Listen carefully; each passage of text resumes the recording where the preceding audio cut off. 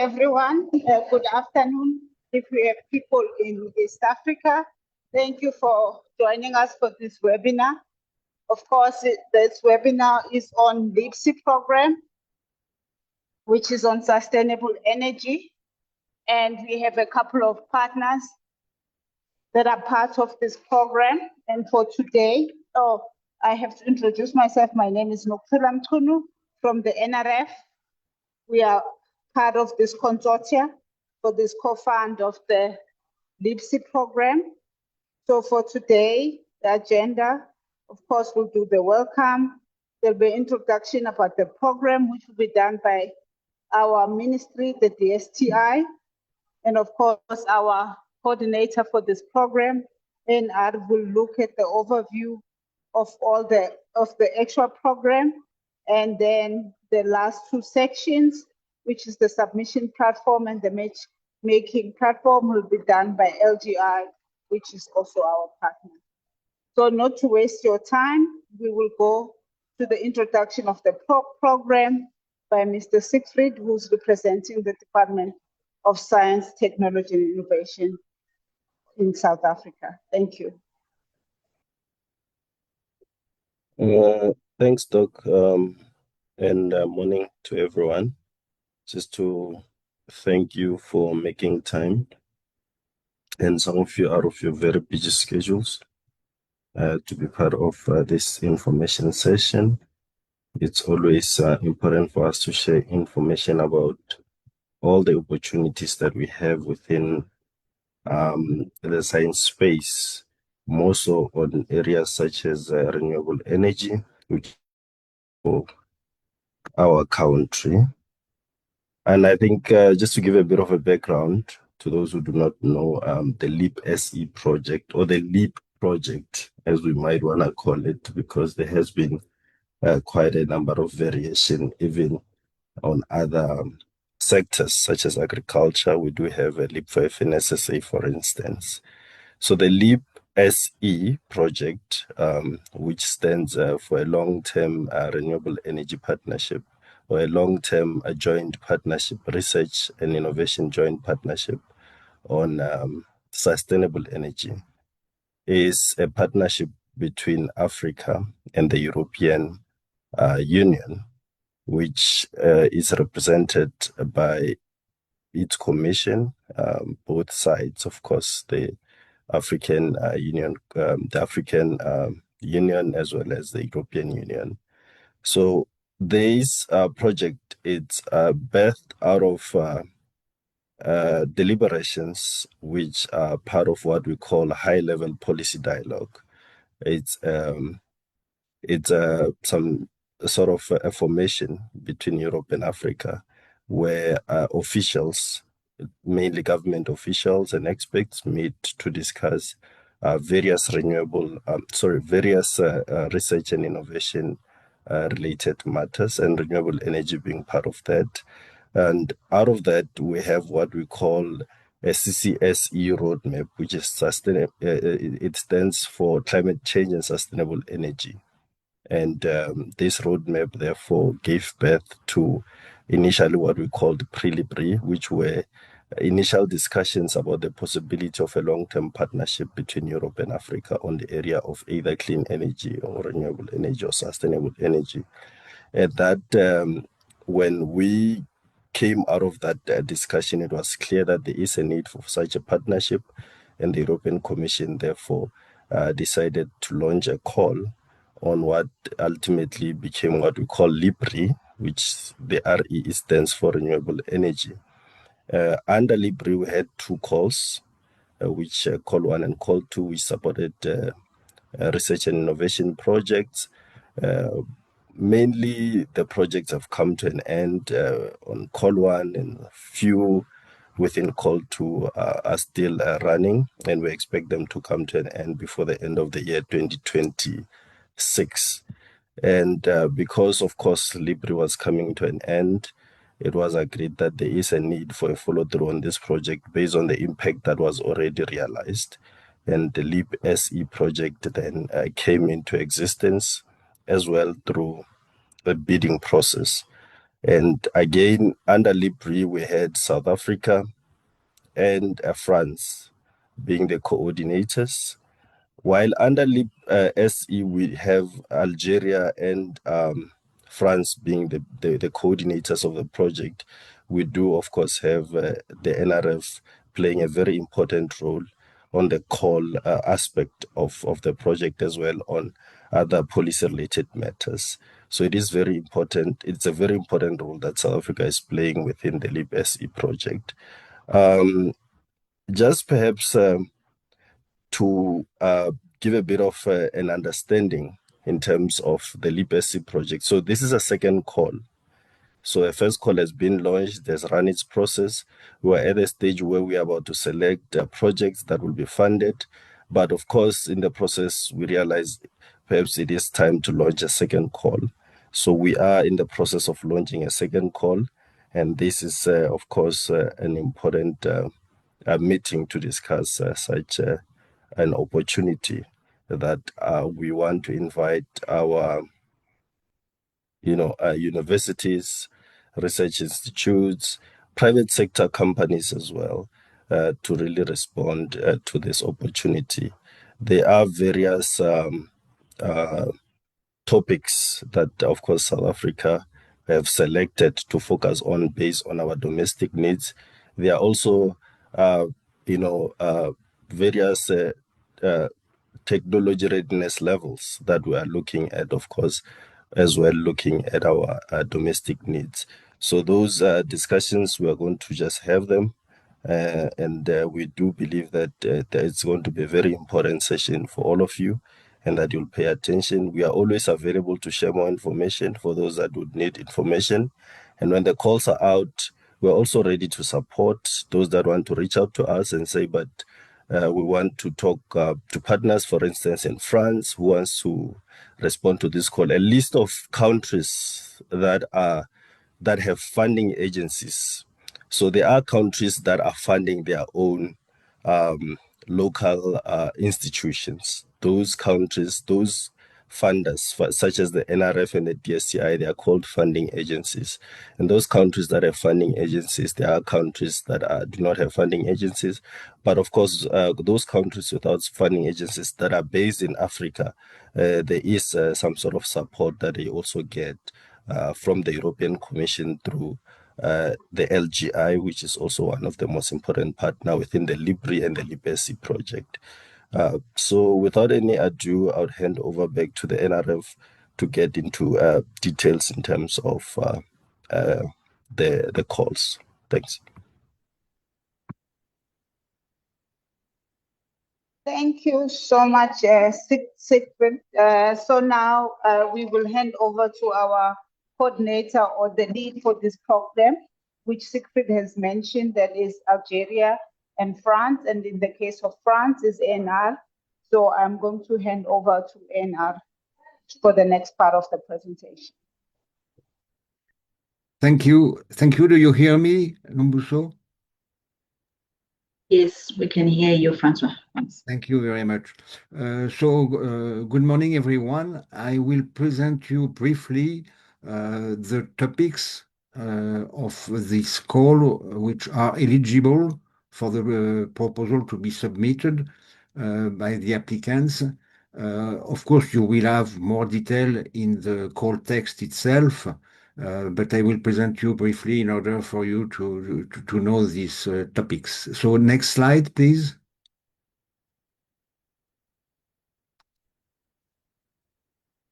Okay, so there is 7 topics eligible, gathering almost all renewable energy and sustainable energy issues regarding research and innovation.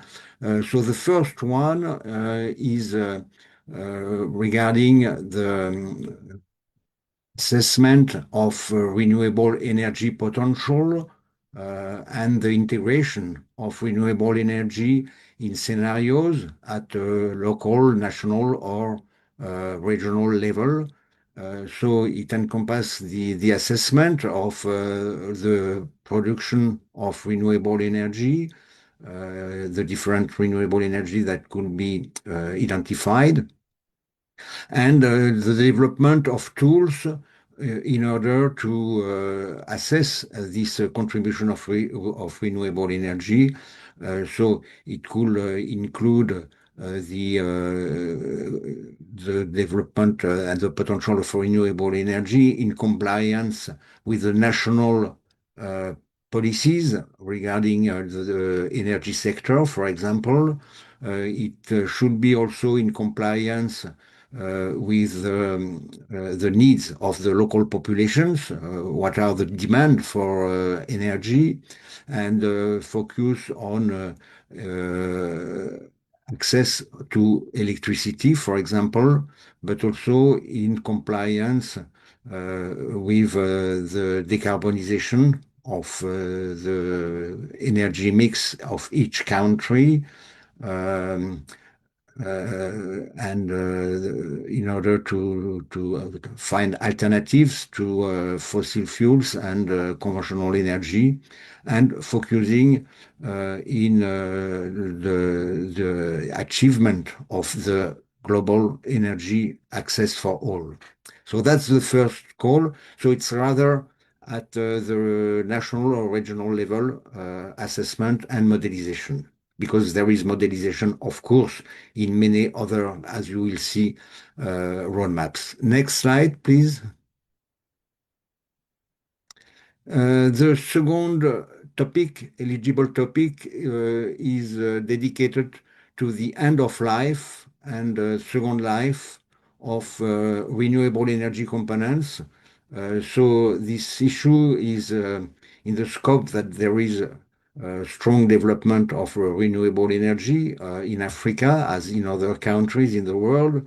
And this will conduct to a large amount of components and materials which should be or eliminated or recycled, and taking into account the environmental impact of these products.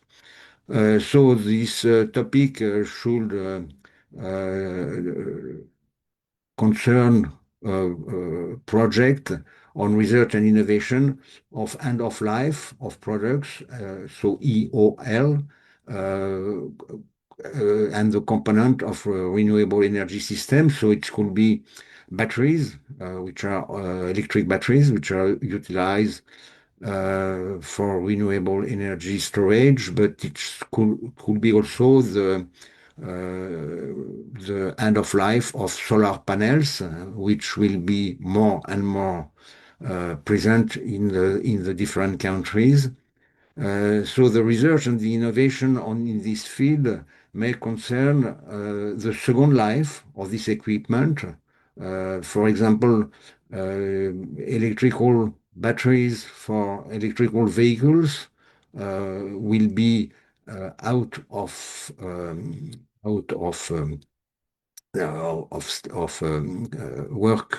working when they have less than 80% of their initial capacity. So it's a huge potential to reuse these batteries for stationary applications where the conditions are less strict in order to store electricity. It could be the design of and the experimentation of new collection scheme, since we will have more and more electric batteries, for example, in many countries out of use, and we should imagine how to collect them, which is a large issue. But it could be also research and innovation on the materials that are used for renewable energy equipment in order to reduce their impact on the environment and being less harmful. So it's a large topic, very important. Next slide, please. So the third topic, what we call roadmap, each of these topics are called multi-annual roadmaps. They have been developed within the LIPRI previous program, and they allow to identify which are the topic in which you may apply for proposal in the call. So the third one is regarding standalone system, renewable energy standalone system. So these applications of renewable energy are at the individual or small community level. It deal with, so for example, solar home systems or other individual systems at a small scale to address the needs of the population for essential energy needs at local level. So it could encompass systems, for example, PV systems to provide electricity at local level, at the household level, for example, for use like lighting, smartphone charging, but also some domestic refrigeration use, again at small level, but also for maybe some productive use like agriculture one, but again at small scale, for pumping, for grain milling, for some artifact needs like soldering and so on. The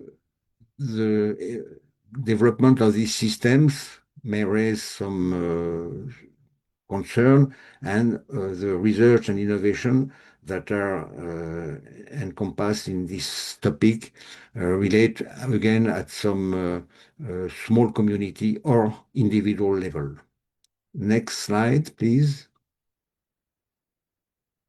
So the fourth one is regarding the research and development on smart grids. Smart grids at different levels. There could be micro grid, mini grids, and they usually are not connected to the main grid. And there is several issues raised by these systems, especially for variable electricity production, such as PV, wind, or so on, and where there is an issue about the balance between demand and production. So it's cover many topics regarding, for example, the digital solutions that could be applied in the management of the grids. It could be also research and development on different energy storage systems that allow to meet the balance between the production and the demand. And it could encompass also the development of agri-PV production, taking into account the effect that the solar panel, for example, could provide for agriculture opportunities, and so on. So again, this is for smart grids at different scale, but different than the individual one, where there is production and distribution of energy. Next slide, please. So the fifth one, the fifth topic eligible is regarding the utilization and of renewable energy for productive use. In that sense, in this topic, we are rather at a more community level or local level, but it's the issues are not mainly on the production of energy, but its utilization. And in this topic, we cover, for example, the water, energy, food nexus, where there is many issues and applications of renewable energy in agriculture, but also in other field, for example, local small industrial development, and so on. And the issues are how to enhance these technologies to use solar and renewable energy more generally in order to provide productive use and increase the activities, the economic activities at the local level, enhancing job creation, for example, and economic development more generally. So this is a large topic, and we had by the past many projects in this field, of course. Next slide, please. So the sixth topic is related to clean cooking and the production of refrigeration at domestic level. So we are here mainly at small scale level, addressing the issue of cooking, where, as you know, mainly in Africa, the energy used is not renewable one, it's biomass, but in conditions where it's not sustainable for long term because of deforestation, but also the issue of air pollution by cooking with this kind of biomass fuels like charcoal or so on. So the issue is to develop technologies, innovation, social innovation also, not only technology, in order to increase the utilization of clean cooking. So it could be electric cooking, but also using some biogas. So it's clean biomass, and with using, for example, agricultural waste in order to produce clean cooking. It's also the development of refrigeration needs at households level for food preservation, for example, or other issues. And the development of compact and affordable, since the most important issue is regarding the cost of these equipments, which are modern energy, but of course the issue of the affordability of this equipment. Thank you. Next slide, please, and the last one regarding the last topic, which is a topic included more recently in the LIPSE program, but which was already in the first call. It's regarding the green hydrogen production and utilization. At this stage, hydrogen is mainly produced through natural gas reforming, which is producing a lot of CO2, and so the perspective of hydrogen utilization in the future rely rather on what we call green hydrogen. It means it's hydrogen produced without CO2 emissions, so it could be from in terms of production produced through water electrolysis. There we have the issue of the water availability in many African countries, since the water should be very pure water. We have also the production of hydrogen from waste and from biogas, for example, reforming from biomass, and how to develop this kind of alternative. But it could be also more fundamental research regarding the conversion of solar energy into what we call biofuels. So it's the direct conversion of solar energy in hydrogen or biofuel. Regarding the utilization of hydrogen, we have, of course, the issue of storage of hydrogen, which is a very big issue regarding the safety, for example, and the utilization of hydrogen could be done in various sectors, in the industry sector, for example, in order to have a cleaner industrial processes, but it could be also in the mobility sector in order to use for some hydrogen or derivatives of hydrogen for in the transport sector. And the research could concern all these systems in order to identify and valorize green hydrogen.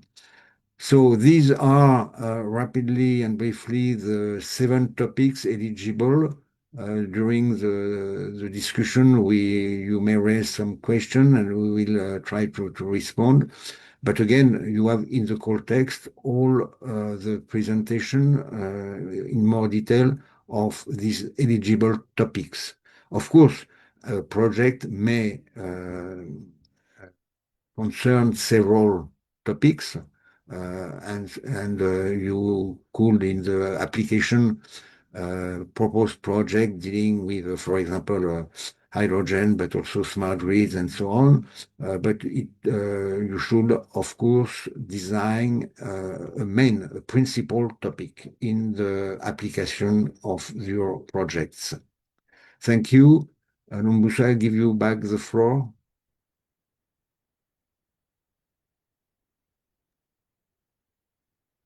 Do you Thank hear me? Sure.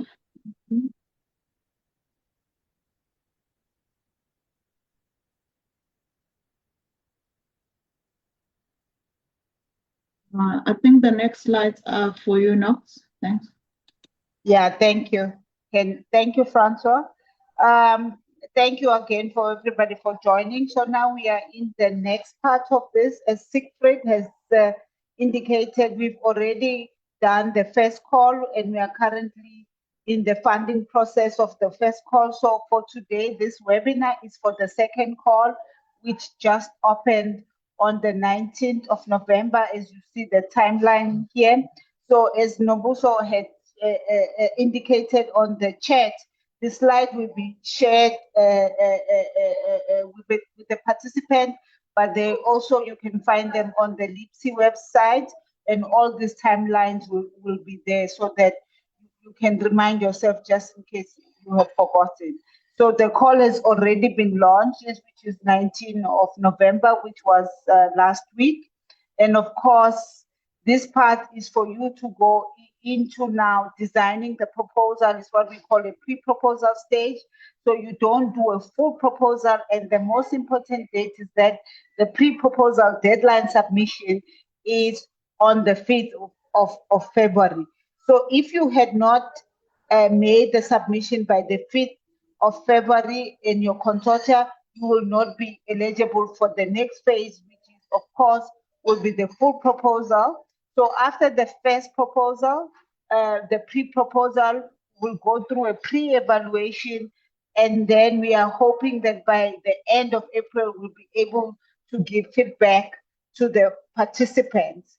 Once we've done that, the selected project will be then invited to give their full proposal for a deadline of 24 June. So this will be the second stage of the proposal stage or the application stage, which will be project selected from the pre-proposal.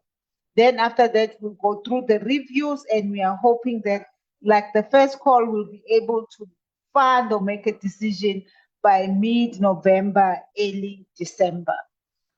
We can go to the next slide, Nombuso. Please post your questions on the Q&A, and the team will answer the questions as we go through the webinar, because it's quite a lot of people. Then the partners in this second call is basically you will have cohorts of European partners and the cohorts of African partners. On the European side, we have 11 partners. which are representation of funding agencies from Austria, Belgium, France, and another one in France, Germany, Italy, Poland, Romania, Slovenia, Turkey, and the UK. So this is all the partners in the EU side. In the continent in Africa, we have Algeria, Cameroon, Egypt, Kenya, Morocco. We have 2 agencies in Morocco, so that's why it appears twice. Then you have Senegal. We have 2 agencies in South Africa, which is the STI and the NRF, and then of course we have Tunisia, who are part of this call. And then, of course, the most important thing about researchers who are in the continent or in Africa, who maybe their country are not part of this call, can apply. However, we have a special agency, LGI, that will contract for African partners without a national funding organization. So do not be disheartened if you don't see your country or agency here in the continent. There is a provision where LGI will manage the contracts or the fund to disembed to researchers who their countries do not have a representation in the organizations. We can go to the next slide, Nombuso. And of course, I'm going to again repeat the rules. The pre-proposal, which had opened on the 19th of November. So if you go on the website, it's already open. It will close on the 5th of February, 2026 at 4 o'clock Central East Time. That will be 5 o'clock South African time. So make sure you adhere in this date. And then in June, the full proposal will close no later than the 24th of June, which will be 400 Central Eastern Time. And by that time, we'll be on the time zone, same time zone. So it will be the same time in South Africa. Please make sure you look at your region. If you are in the East, it will be earlier than this. And if you are in West Africa, it will be later than this. So make sure that you look at this time and you note them in your calendar. And all proposals must be submitted through the LIPSI electronic submission platform that is hosted by ANR, the French agency, and they must be in English. All the text must be in English for assessment. We can go to the next slide, Mbuso.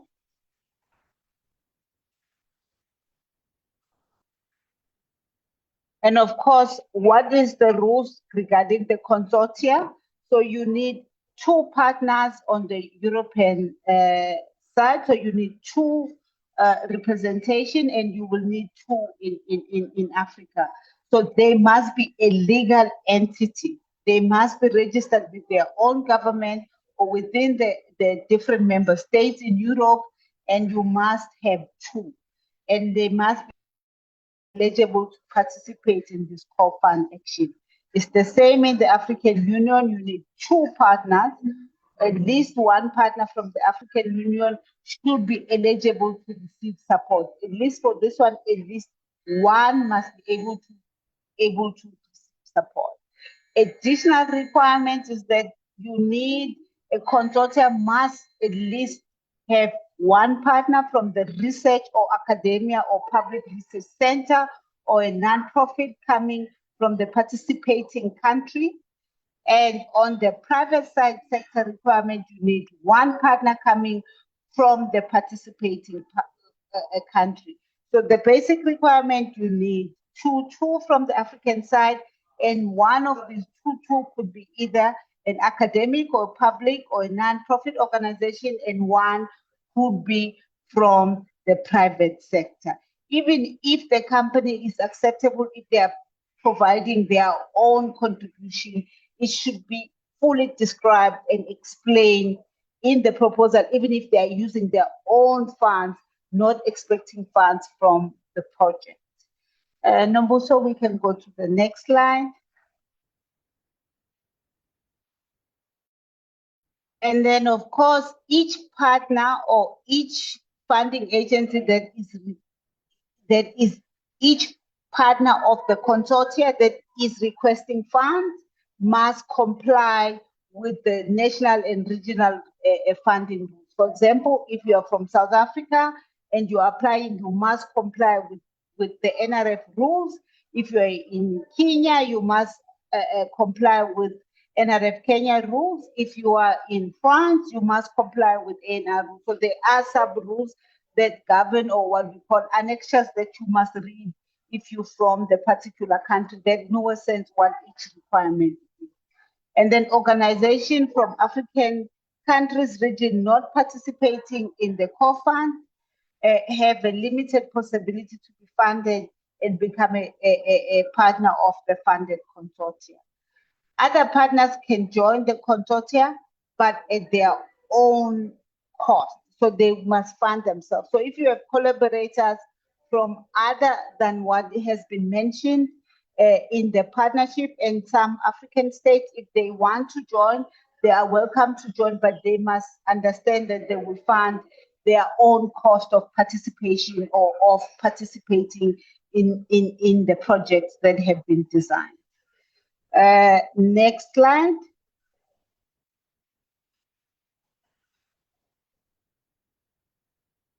Okay, so these are some of the examples of when we are now applying the eligibility rules. So the first two examples is an example where the consortia is not eligible. I know it's a little bit complicated, but we will share the slides again to go through them properly so that you can make your consortia to be eligible, or make it the composition that it is correct and acceptable for the proposal. So for first consortium, for example, if you have a Senegalese university requesting funds to Mercy is partner one, then partner two is the French requesting funds to agency, and partner three is Egyptian university to STDF, and Algerian university requesting funds to Mercy. So the consortia is not eligible. As you can see, it's missing one partner from the EU that can participate in this, because as you can see, it's 3 African members and only one a partner from the EU. So this project will not be eligible. So for the second time, I'll go example on the consortia 4 on the last one as an example of eligible consortia. So partner 1 is asking funds from Italy, and partner 2 from Turkey, which is Chubitek. Partner 3 is Morocco, and partner 4 is Tunisia. So as you can see here, the right consortia, all the partners are represented. So, and also all the partners assume that they comply with the annexes, so that they will be able to be eligible for funding. We can go to the next slide, Nombuso.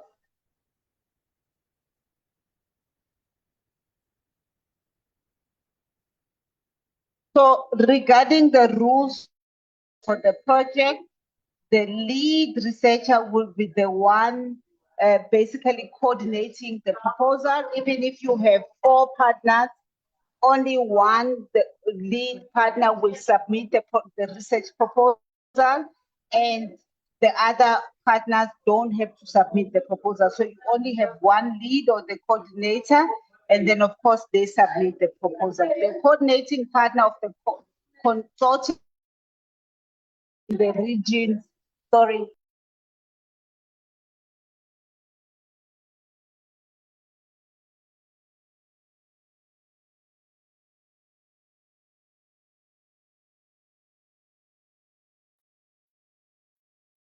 Knox, we lost you there. I was just trying to move away from the noise. So of course, the coordinating partner must be within participating in the co-fund. So you cannot have a lead or a coordinator that is maybe a partner, sorry, is a researcher sitting in an African country that is not. They can receive funds, but they cannot lead the project. And two, the researchers also who are a member of the international review panel or expert as part of the co-fund, they cannot participate in this project. Also, researchers employed or affiliated to a funding organization cannot apply for the co-fund except where they are exception or explicit as some of these that are explained there. So there are researchers, if you are employed by an organization that is affiliated, they cannot apply for these projects because they cannot receive co-fund except for the exceptions that are noted in there. Nombuso?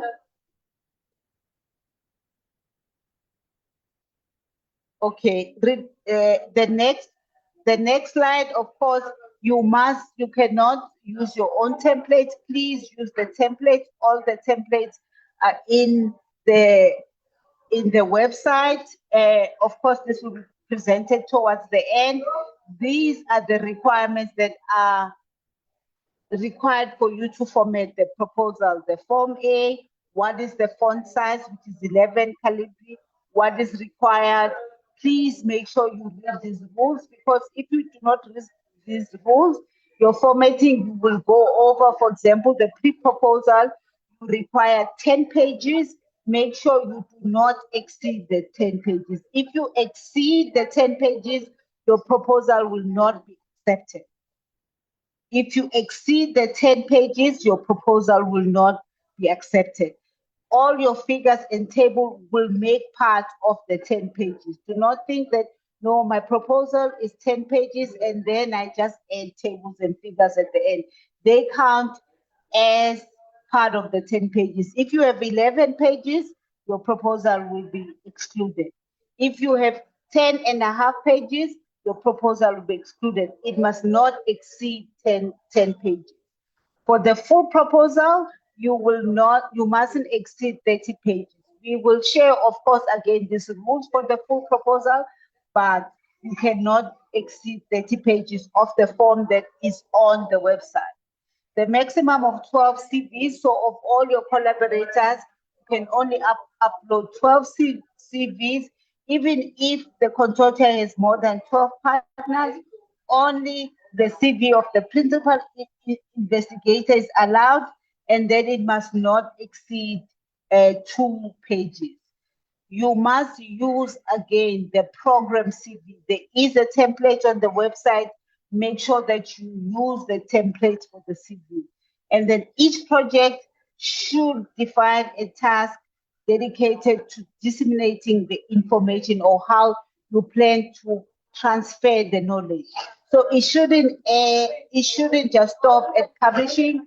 How are you gonna disseminate or pass the knowledge to the requisite stakeholders, or transfer the knowledge if it is for industry? So make sure that you mention this in your proposal, because it is important, especially in this sustainable energy program. Next slide, Nombuso.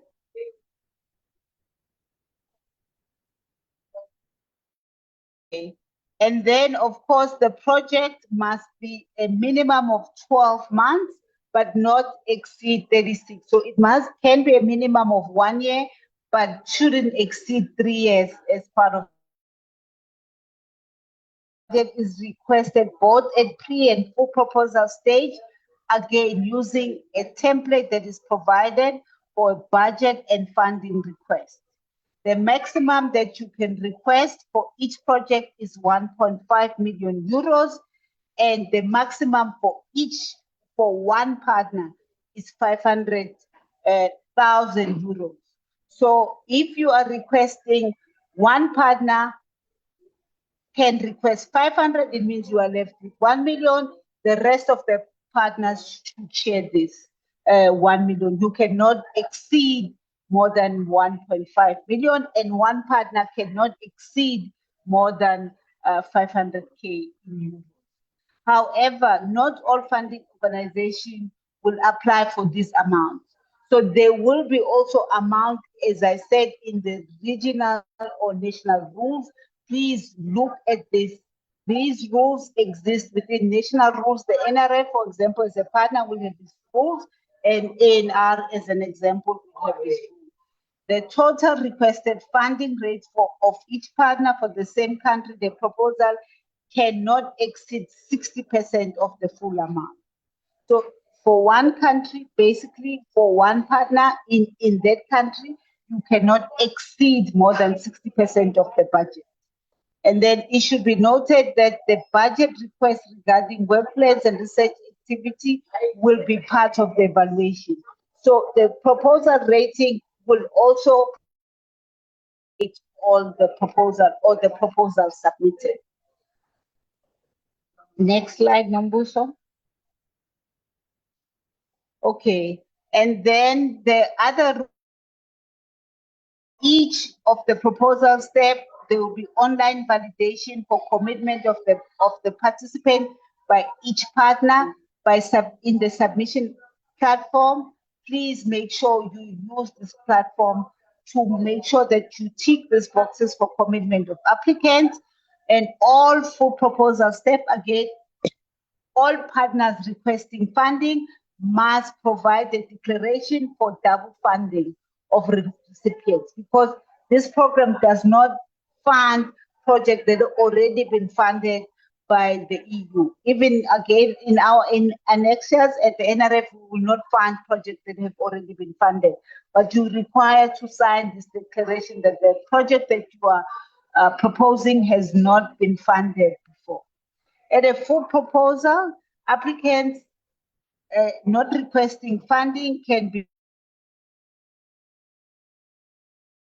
evidence of availability of their own funds to cover whatever costs related to the project, and provide a signed statement that is signed by a legal representation or a person of authority in their organization, which is in a form of B.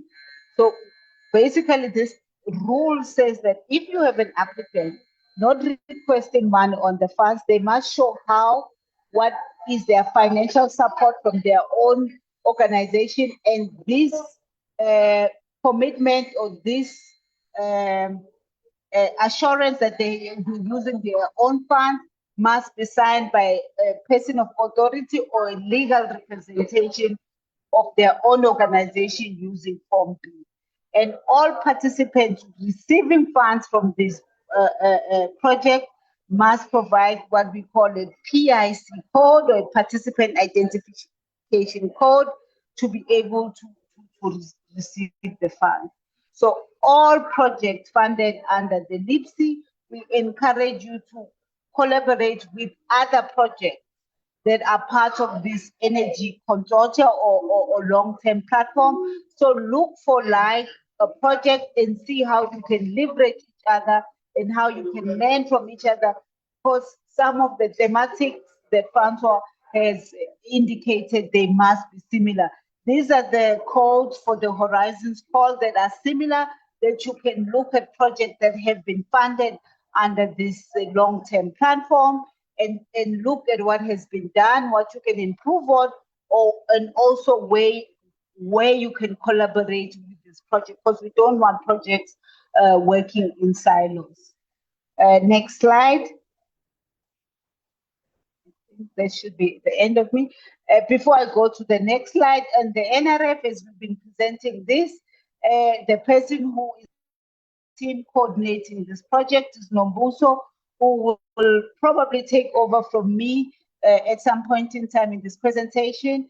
I will just ask her before I hand over to NR if I had missed out explaining any of the part that we had to participate in this presentation, in this webinar. Nombuso, just maybe check if I had missed anything important on our part that we had to cover. No, I think we can move on with our colleagues. Okay. Thank you, Thank you, Nombuso.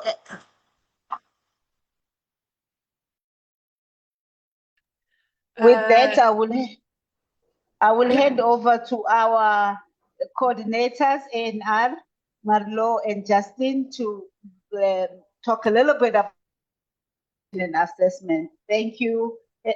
I'll hand over to you, Marlo. Thank you, Knox.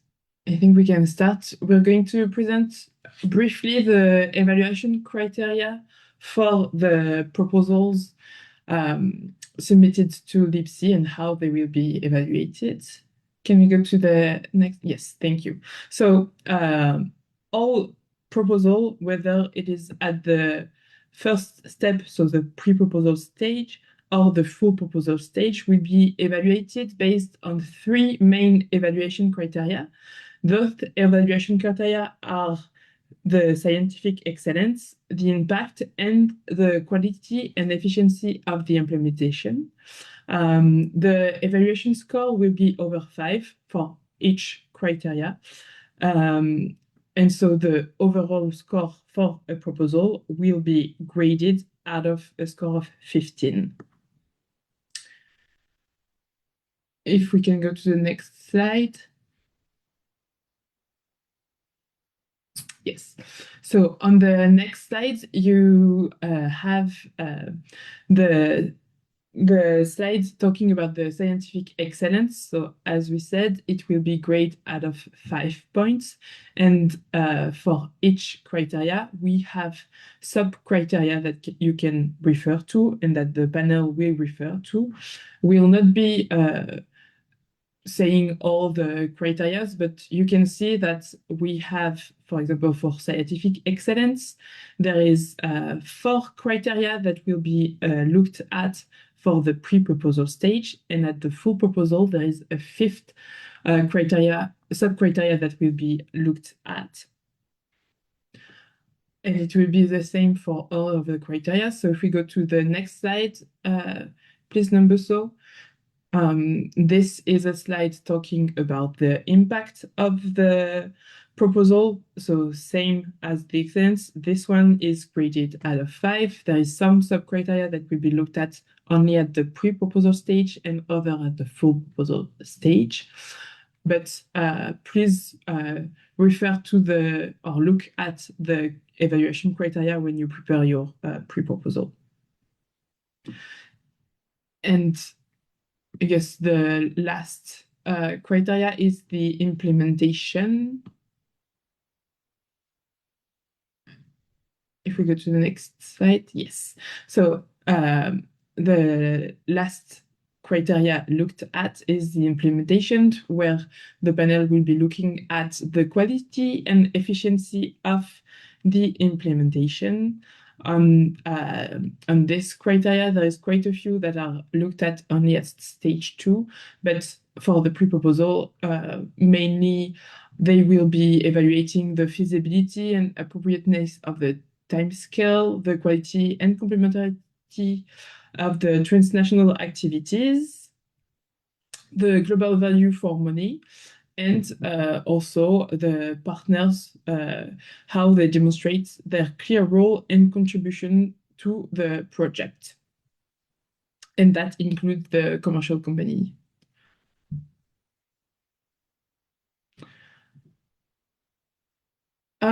Next, we will be talking about the pre-proposal template. So what is expected and crucial when you fill either the pre-proposal or the full proposal, depending on the stage we are at in the call. So on the LIPSI website, you have access to the template. Please respect the formatting and the requirements that we have put in the template. That means respecting the font size and the line spacing. And also, please do not go over the max limit pages per section that is indicated within the text. And the last thing is we do not let you the possibility to add or remove parts. So we have several parts. Please keep them in. If you remove some of the parts, the proposal might not be eligible. And so you might be not eligible for even just the evaluation if you do not follow this indication. And the last one, for the pre-proposal stage, the pre-proposal cannot exceed 10 pages. So if it's 11 pages, it is not eligible. So please stick to the information we give you. And same for the full proposal stage. If you are invited to make a full proposal, the proposal cannot exceed 30 pages.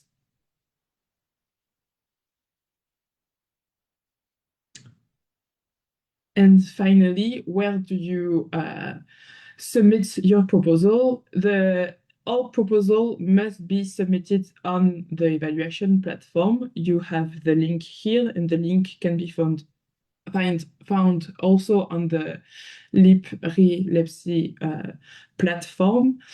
We have also prepared a guide to help you in your submission. That is also you can also find it on the Lipsy page.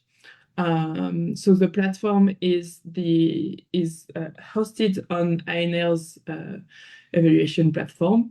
And if you go to the link, you will be sent to that platform where you can register your email address to start a proposal, or if you have already used our platform, you can your credits should be also already in, so you just have to go to the authentication page to get into the website. On the submission platform, there is different categories that you have to answer and put information in, as well as submit the PDF of your pre-proposal with the annexes. And please also look at the guidelines for each funding agencies, as some funding agencies will also ask you, in complement of putting your proposal on the INR submission platform, to submit it to their submission platform as well. Yes, and no pre-proposal or full proposal will be allowed after the deadline. So we advise you to connect in advance in case you notice that you are missing some documents, etc. Yes, please do not wait for the last minute to submit your proposal, as there will be a lot of traffic and you might experience a little bit of a lag. So please do prepare them in advance. Yep. So regarding the matchmaking platform, we let the floor to Léonard Lévesque, that was also mentioned before by Siegfried, because Léonard works at LGI and is also a coordinator of LIPRI. Thank you, Marie-Laure. Good morning, everyone. So indeed, you may have access to the LIPRI platform. I will paste again in the chat here the link to reach the tool. So you have a general menu in the top right corner when you can access different features to use the platform. So you will find, for instance, a user directory where we have more than 3,000 experts addressing sustainable energy topics that are registered and active, which is already quite an interesting tool to identify potential project partners. You also have the possibility to identify organizations who are mainly the ones that have been funded in the past through LIPARI initiative. You will also have a feature related to the funding watch that will direct you to a list of funding opportunities. And at the top of the list, you have the call that is currently being displayed by Marie-Laure, which is precisely the LIPSC call for this year. And you will have also access to a feature which is consortium search. Then you will arrive on a page which is a consortium search directory where basically you can match with partners. So you have the possibility to create a search For instance, you can, in the main menu, name your consortium search. You can also request specific expertise, PV, solar panels, clean cooking technologies. You also have a block of text to describe in order to increase your chances to identify a proper expert. And you can also share a link for your consortium search. Then you click on submit, and your expressions of interest will be published on the main page. So far, we have 46 consortium searches that have been published. I guess they concern mainly the previous call, but we strongly encourage you to use this feature in order to identify potential project partners and consortium members. To use the platform in general, I also would like to mention that we have a knowledge repository where you can identify several resources that mainly have been elaborated within the LIPARI initiative in the past. Thanks to all this material, you may have access to a wide range of tools and resources to increase the competitiveness of your proposal.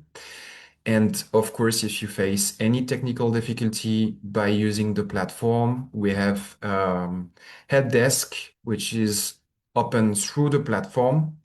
Or of course, you can directly reach out to myself, but also Nicolas Manisi, who is our platform manager. He is unavailable to attend the meeting today, but he will be happy to support in case you face any difficulty. So nothing to add about the matchmaking tool, but feel free also to add your question in the chat. I will be happy to answer. Over to you, Milo. Well, thank you, Leona. I think the presentation is finished, and we probably have in the last slide the email for any question you might have after this webinar. If you have any doubt about eligibility criteria at the transnational level. So in this email, we will only answer to transnational questions. If you are uncertain that, for example, French partner is eligible, they should contact the national contact point and not this email address. And then now I suggest that we continue to answer to different questions we might have received on the chat. I've seen that some of them are answered. Thank you, Marilo. I don't know if anyone can hear me. Mboso, can you hear me? Yes, I can hear you.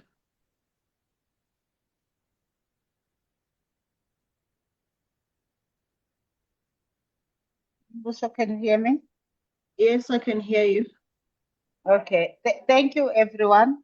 I will just, maybe before we go to questions, I will just start out with a couple of questions that I've seen in the chat. I have seen that most people are asking about African countries that are not participating as full partners. As we have said, that the researchers are eligible, but they will be granted, or their funds will be overseen by an LGI, which Leonard is part of the agency. So if you didn't see your country here, if you're an AU member state, you are eligible.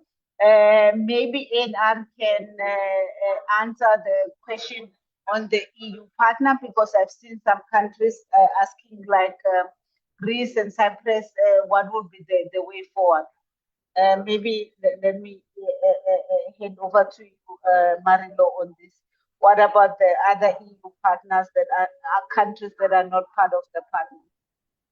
Regarding European countries, if they are not part of the call, they can join a consortium, but they can only join with their own funding. We will not fund partners from EU countries when they don't have a funding organization, or if they are not eligible for their own funding organization. For example, I think I saw on the question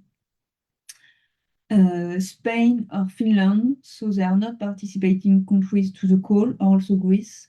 They are not participating to the call, so they can join the consortium if they want, but they will not receive any funding from us. Thank you, Marilo. And I saw many questions about the consortia composition. There are many rules.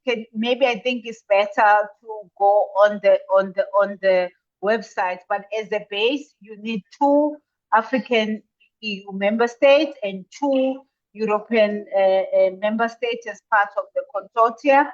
And on top of that, either can be out of these 4 can be an academia or a private organization. So just make sure that you have 2 from each of the continents. That's the base, that's your big base. And then from there, you can then out of this 4, look at what are the composition of these partners and what is their role. And then the most important thing that if industry is participating, they must give assurance that they are funding, if they are funding from their own and not asking from the consortia, and there's a legal document that. So if you have 3 African partners, 1 Europe is not eligible. If it's 3 Europe, 1 Africa is not eligible. These are the base. And then on top of this requirement by LIPS, each country or each funding has its own eligibility. So look at the annexure at your country, like the NRF, what is the requirement, so that you are making sure as a participant from South Africa asking for funds, you follow those rules. And I will stop there, but make sure you go to the website, look at this. I'm going to hand over you, Francois, especially when it comes to the mass. There's some questions asking if they can do multiple mass in one proposal, or maybe you can go again on your presentation on different mass and answer this question. Thank you. Yes, thank you. Maybe at this time to recall that there is also a requirement in each consortia. We should have at least 1 academic sector participant. That's, of course, generally done by the applicants, but also 1 participant in each consortium from the private sector. So this is important.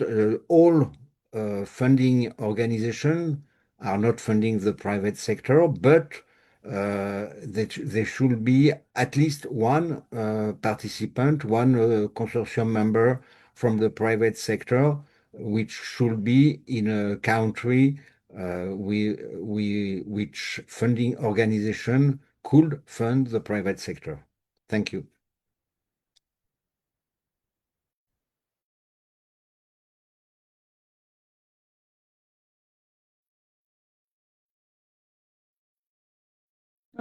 Regarding more specific question about the different topics, the first question regarding the multi-annual roadmap is solar desalination a topic in this call? Yes.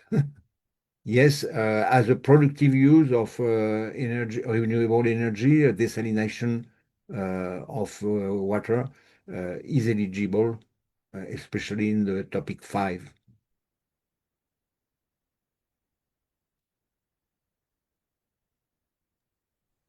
Okay, just let me continue to look if we have other questions regarding the topics.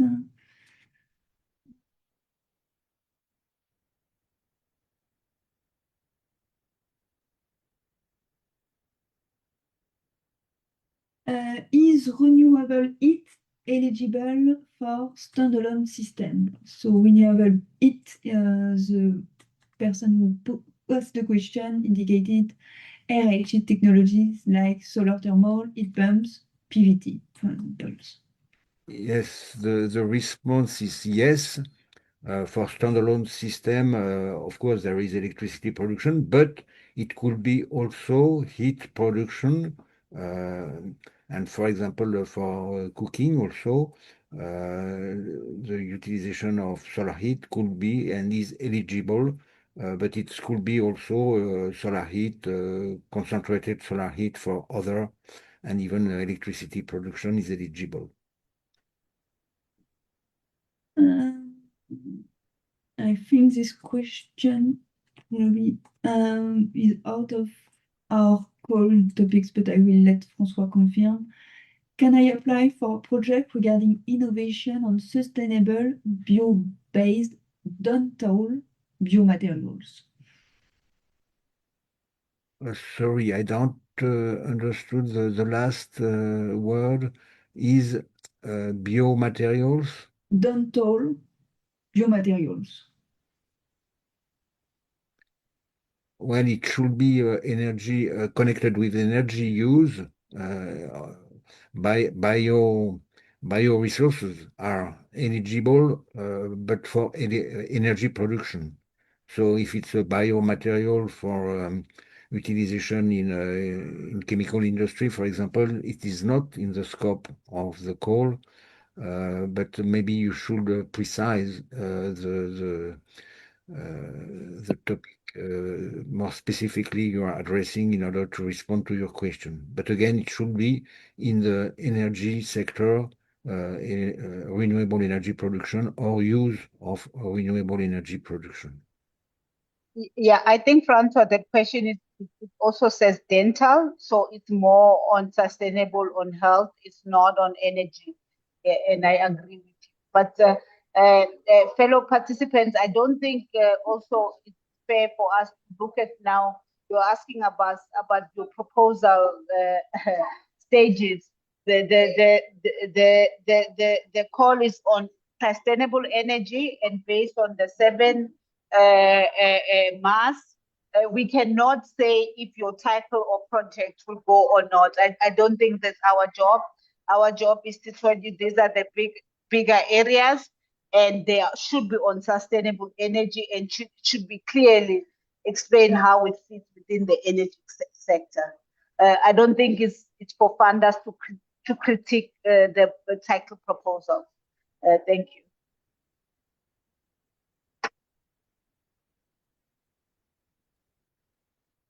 I think I do not see any other question regarding to the topics. One was, is it possible to target more than one team focus, but focus on one specifically? Yes, you can have one as your main contribution on answer to the other topics. That's totally fine.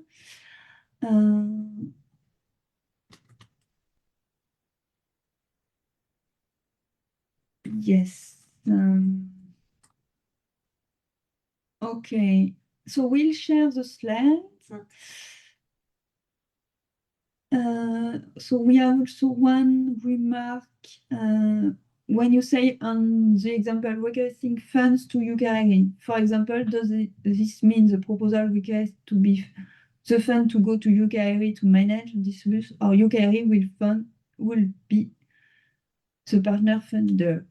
So, for example, for as mentioned before par Knox and Amboso, each partner will be funded by each national funding organization. So English partner will ask fund to UKRE, Cameroonian partners will ask fund to MinResi, French partner to ANR, etc., etc., and they will receive the funds directly from their national funding organization.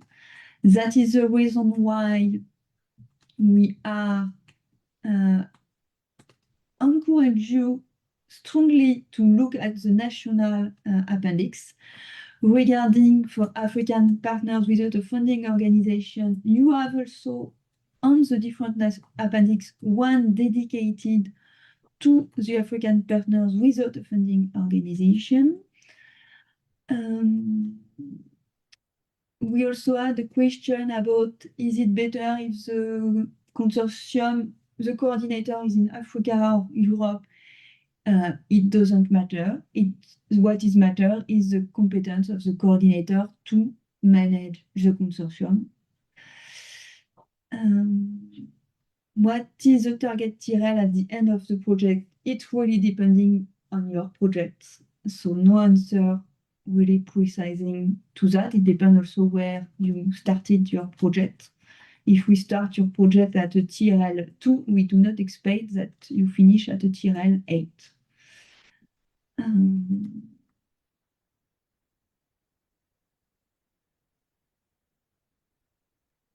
The minimum participant number is 2. No, it's 4.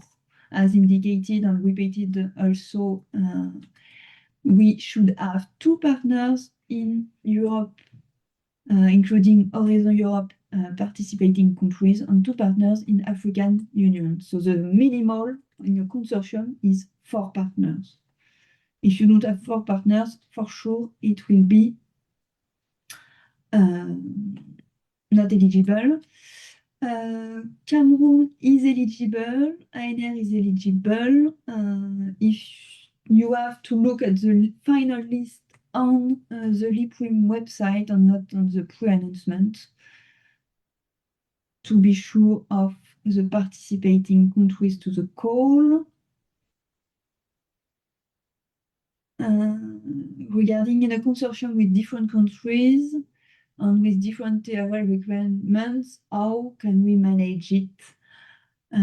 You can manage it because the task of the different partners can cover different TRL levels, but it can be sometimes a bit tricky and not possible depending on the main work of your group.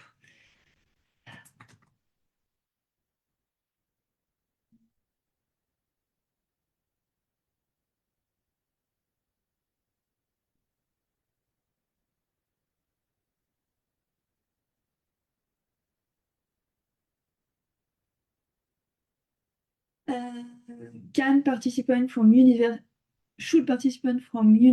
should be a professor, associate, or no matter the degree? Well, it will depend of funding organization. I think some of them have some requirements. I think in Tunisia, maybe, but not at a transnational level. So it's better to check at the national level in case to receive the national grant. There is a requirement, but at least not at a transnational level. You wanted to speak, François, or is it an old hand? No, sorry, it's an old one. Sorry. No worries. And just to add on what Marlo is saying, I think the most important things, colleagues, I know it's a lot of information. The website is there to help you. And you can also email the NRF and your funding body if you are not sure of the rules. Just make sure you do it before the submission date, and then we can clarify the transnational rules, which are the program rules, and then we can clarify the national rules, which will be your country funding agent.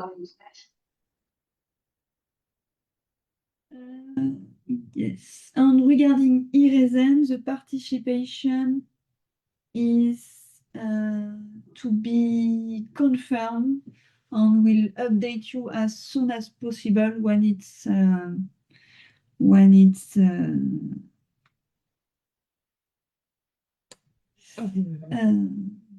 Confirmed. confirmed, yeah, or not. Hopefully they will be confirmed, but we cannot say at this stage. So as indicated, the maximum budget for this call is 500k euros per partners, but it's better to look at the national annexes. And for a consortium, 1.5 million euros.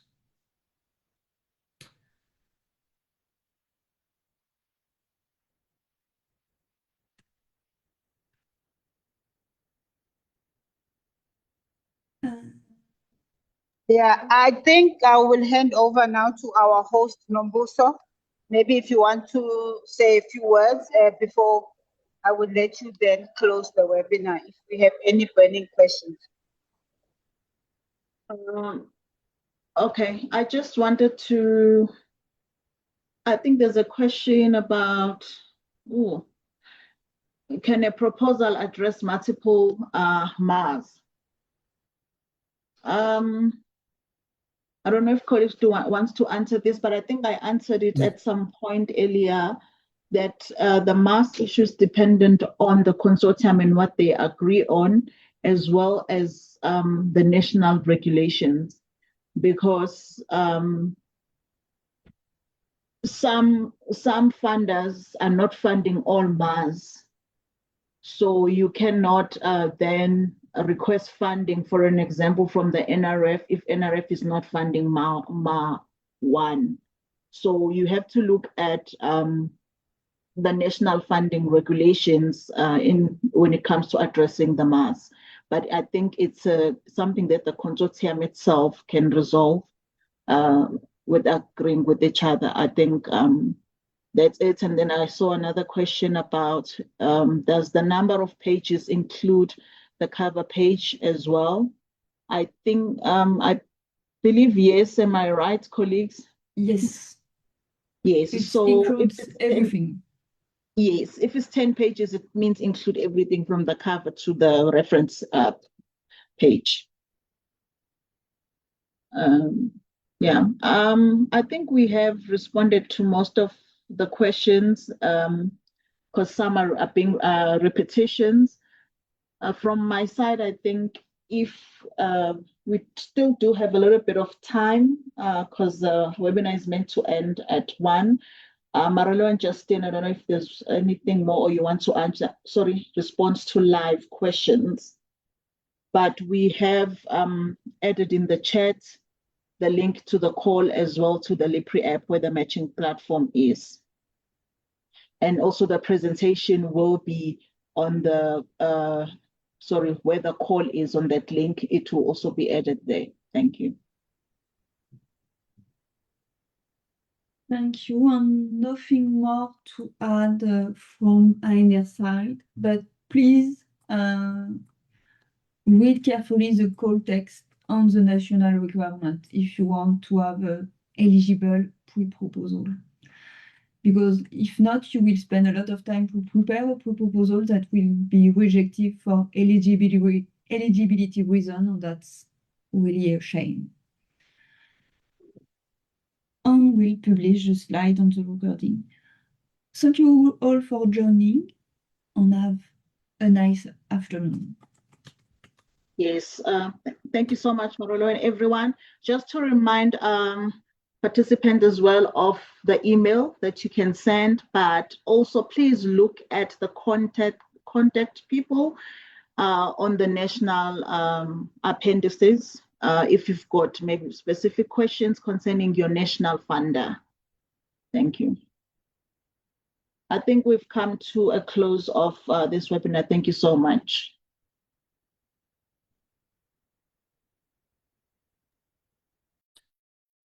Thank you, everyone. Thank you. Have a nice day. Bye.